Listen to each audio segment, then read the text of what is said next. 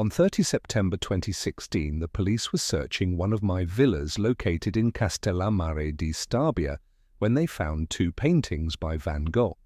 We ask you how it is possible that priceless works of art ended up hidden inside a kitchen wall, and above all, who these two works of art were.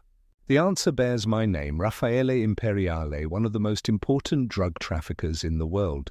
I was born in Castellammare di Stabia on 24th October 1974. My father was one of the most important builders in the city, but although my family was wealthy, I didn't like being seen as a daddy's boy. So I started making do on the streets, selling a bit of everything.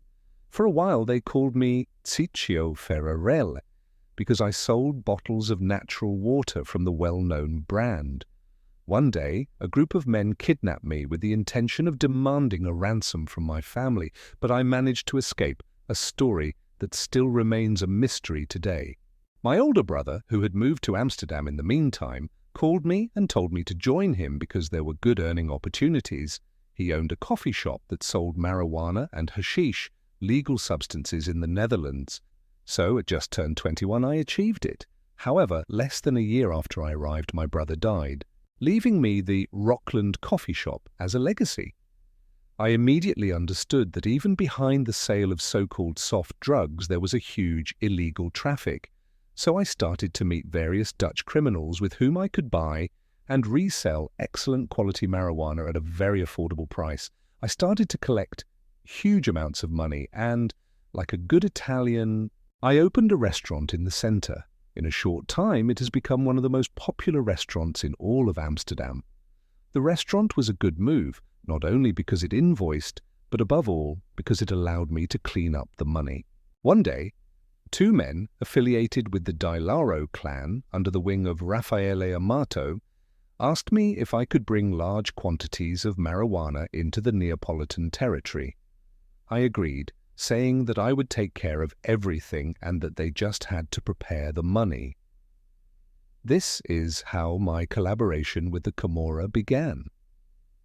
Punctually, every month, I sent large shipments of marijuana to the Di Lauro, but for me, just selling marijuana wasn't enough. I started getting interested in other drugs.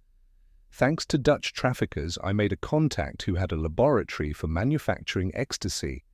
Furthermore, my interest shifted to cocaine, knowing that by finding the good stuff at a good price, I would make huge profits.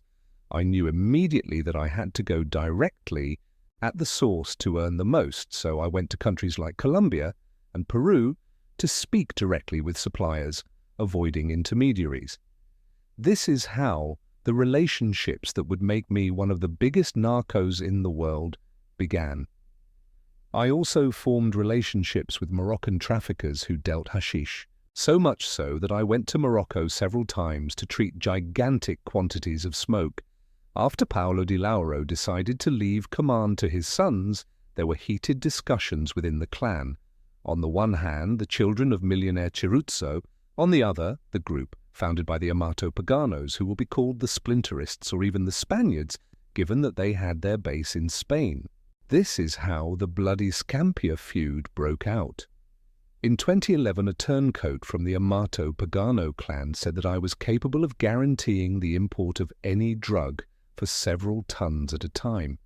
He also said that I was the key to the problem of the Secondigliano feud, and that bringing me to their side would mean gaining control of the main source of drug imports into Campania. During the feud, I not only supplied drugs but also became the main supplier of weapons to the Amato Pagano clan. One cold December morning in 2002, a man named Octave Durham entered the Van Gogh Museum located in Amsterdam. He himself said that in 3 minutes he managed to take 2 paintings and escape. He spoke with 2 Dutch criminals interested in buying the works of art, but on the very day of the meeting, the 2 were murdered for reasons still unknown today. So, Durham asking. Around the Dutch criminal environment, he was directed towards me, the Italian. We met, and once I was sure of the authenticity of the paintings, I offered him 300,000 euros in cash. The man, a little paranoid and a little desperate, accepted the proposal, So for just €300,000, I bought 2 paintings by Van Gogh. If it had been legitimate, we could say that I got the deal of the century. Meanwhile, in Holland, there was a group made up of Moroccans born and raised there who were starting to think big, many of whom were already doing business with me, in particular Ridwan Taghi, leader of one of these ruthless groups called the Mokro Mafia. Holland, thanks also to the port of Rotterdam, had become the largest drug distribution market in Europe.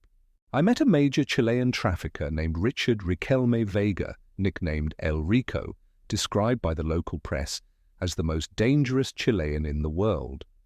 Another important gangster was the Irishman Daniel Kinahan, head of the Kinahan Gang, a criminal organization dedicated to drug dealing in Ireland and the United Kingdom. Me, the Irish gangster, the Chilean trafficker, and the boss of the Mokro Mafia, we have created a worldwide drug trafficking group.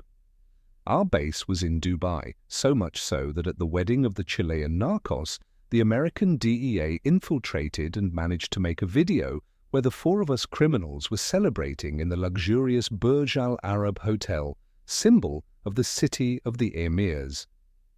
Our traffic had become so large that according to an Interpol investigation, the turnover was around €30 billion a year, figures which are credible given that when the Chilean El Rico was arrested, the police found €36 million in cash. Now a millionaire, I started buying everything: houses, boats, clubs. I had my hands everywhere. I contacted one of the most important architects in the world, Zaha Hadid, to name some of his hundreds of works located all over the world, such as the Salerno Maritime Station, the National Museum of Arts in Rome, and the City Life Residence Centre in Milan. I made €200 million available to her to build various villas on the artificial island called The World, bought by me for €13 million through a nominee company. When they arrested me in Dubai on August 4, 2021, after a long wait for extradition, the Italian Ministry of Justice managed to bring me to Italy. Thus, for the first time, I found myself in my country's prisons with an 18-year sentence for international drug trafficking for mafia purposes. I started collaborating with the justice system, reducing my sentence from 18 to 8 years. I purposely delivered several assets between Italy and Dubai, including a crypto account containing 500,000 Bitcoin, a war arsenal found in Giuliano, and the island of Dubai. Furthermore, in 2016, when the Italian authorities issued an arrest warrant for me, I wrote a letter directly to the police saying to go to my villa in Castellammare di Stabia and search a double wall of the kitchen to find the 2 Van Gogh paintings. It can be deduced that he did all this to get a reduction in his sentence, but investigators are still looking for the rest of my treasure. We will not know how this story will end and who really was behind this billion-euro deal, but certainly Raffaele Imperiale, also known as Lello Ferrarelle, was one of the most influential criminals of the last 20 years, not only in Italy, but in the whole world. Leave a like and subscribe.